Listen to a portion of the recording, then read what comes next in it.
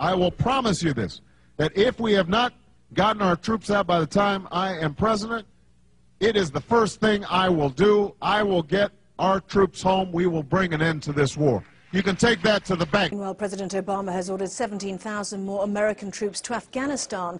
It's the first stage of a build-up that will eventually see 60,000 U.S. troops deployed to the country. The U.S. president has revealed his plan for Afghanistan, escalating the war at the fastest possible pace. It is in our vital national interest to send an additional 30,000 U.S. troops to Afghanistan.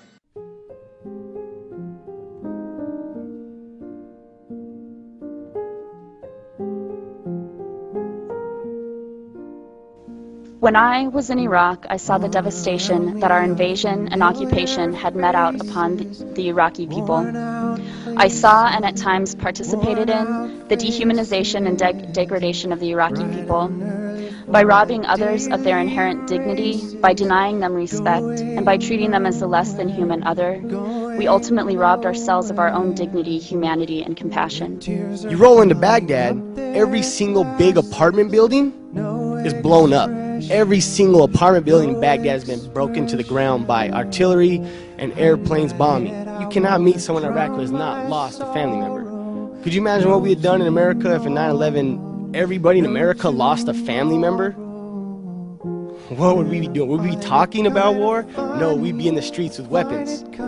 And so people talk about, oh, these people killing American soldiers in Iraq, they're terrorists. Not terrorists, they're wearing sandals. And they got an AK. And they got 14-year-old boys building bombs to kill these American soldiers because we've killed their family. People just don't wake up and want to go kill people. I was ordered multiple times by commissioned officers and non-commissioned officers to shoot unarmed civilians if their presence made me feel uncomfortable. The primary loyalty is not to democracy or to the flag or to America or to the Iraqi people or to the rule of law. It is to each other's safety at the expense of everything else. There is a cost to this war, and this cost is being paid in American blood, in my soldiers' blood, and that is not okay.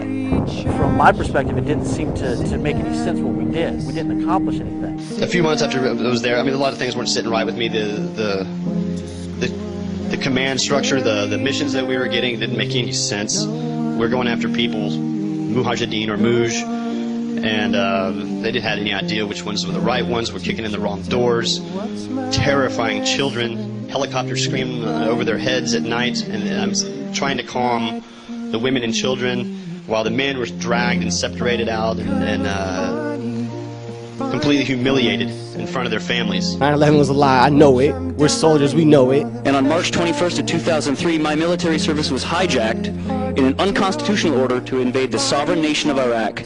This is a slap in the face to every service member who feels used because he was told he was going to go fight for his country and then was sent to go kick in the doors of innocent people unprovoked in the middle of the night to draw fire into their house so that we might have somebody to shoot back at.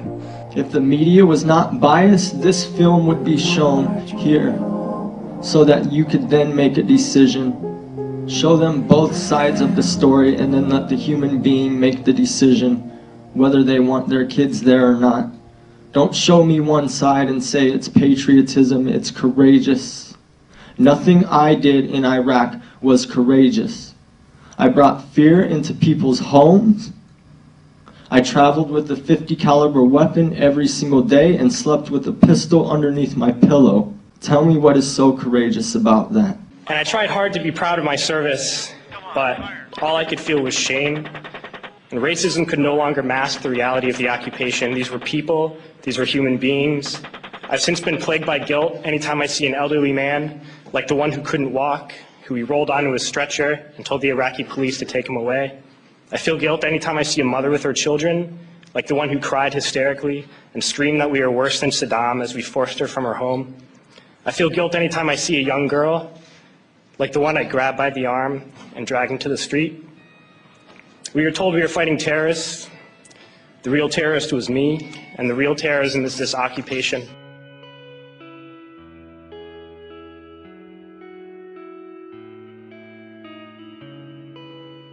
Funding the war is killing the troops. I mean, if you really think about it, it's really, really blatantly obvious. And it's really stupid that we have to say this. But we do. We have to get down to basics. We have to break it down Barney style, as we say. When I joined the military, I raised my hand and said that I'll protect the Constitution of the United States and its people, and against foreign and domestic enemies. But guess what? I did not raise my hand to protect private companies like KBR and put my life on the line so they can make a buck.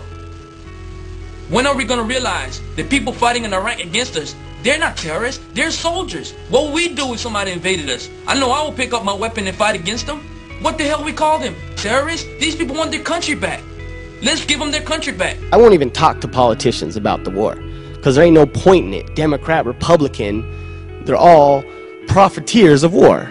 Even lots of anti-war organizations are profiting off my brother's pain. I'm embarrassed at the state of politics in America that it's come to that. We have to talk to Congress like they're fucking children. We've got a responsibility to the honor of this country and to the honor of every man and woman who has served in Iraq and ever served in our military, to not leave them with anything less than the honor that they deserve. Honor? Are you kidding me? You saying that it's an honor to die in Iraq and to fight a war that we started and we're in the wrong? You're gonna tell me that it's an honor to serve in Iraq when private contractors get paid $100,000 plus and drive $60,000 vehicles inside the base while soldiers are outside the base rolling and patrolling and losing their lives? Is that honor? Are you kidding me? Those who send us to war do not have to pull a trigger or lob a mortar round. They do not have to fight the war, they merely have to sell the war. They need a public who is willing to send their soldiers into harm's way. They need soldiers who are willing to kill and be killed without question. They can spend millions on a single bomb, but that bomb only becomes a weapon when the ranks in the military are willing to follow orders to use it. They can send every last soldier anywhere on earth, but there will only be a war if soldiers are willing to fight. And the ruling class, the billionaires who profit from human suffering, care only about expanding their wealth, controlling the world economy, understand that their power lies only in their ability to convince us that war, oppression, and exploitation is in our interest. Our freedom comes from ourselves when we make the decision to speak our mind. This is well within the rights that service members have, but not very many service members know that they have. As soon as I got out of the military, I joined an organization called Iraq Veterans Against the War, which, aside from calling for full immediate withdrawal of all U.S. forces from Iraq, also calls for full support and benefits for returning veterans. We have members across the country and overseas, in Germany and Iraq. Less than 4 years ago, there were 7 of us, and today there are over 1,200. Our membership has more than doubled in the past year and is continuing to grow. So we do have a resistance movement. We do have dissent within the ranks. It's happening for each one of us who goes public. There's probably 100, who are resisting quietly. Let's be brutally honest. Our leaders aren't going to end the occupation. It's going to be us that ends the occupation. Thank you. Thank you. I don't think as a 24-year-old kid I should go to jail for not wanting to kill people. I had a personal experience after one of the talks that I did with a man. He came up to me after that and he told me he was an Iraqi man. And he said that he was from the area around Balad, and I was stationed in Balad. And I just couldn't help it. Just all of a sudden I hugged the guy. And I said that I was sorry. That I was so sorry. And I ended up crying right there to this perfect stranger. And he told me it was okay. He told me it was okay. And that was redemption. To me, it's this phenomenon that we're witnessing is actually a natural evolution. And any time you organize human beings to come together to use violence as a way of conflict resolution, you will have a breakdown of that organization. Peace is not a political process, and it's certainly not a militaristic process. I refuse to participate in the Iraq occupation. Our real enemies are not in some distant land. They're not people whose names we don't know and cultures we don't understand. The enemy is people we know very well and people we can identify. The enemy is a system that wages war when it's profitable. The enemy is the CEOs who lay us off from our jobs when it's profitable. It's the insurance companies who deny us health care when it's profitable. It's the banks who take away our homes when it's profitable. Our enemy is not 5,000 miles away. They are right here at home. And if we organize and fight with our sisters and brothers, we can stop this war, we can stop this government, and we can create a better world. There's a term, once a Marine, always a Marine, but there's also the term, eat the apple, F the core. I don't work for you no more.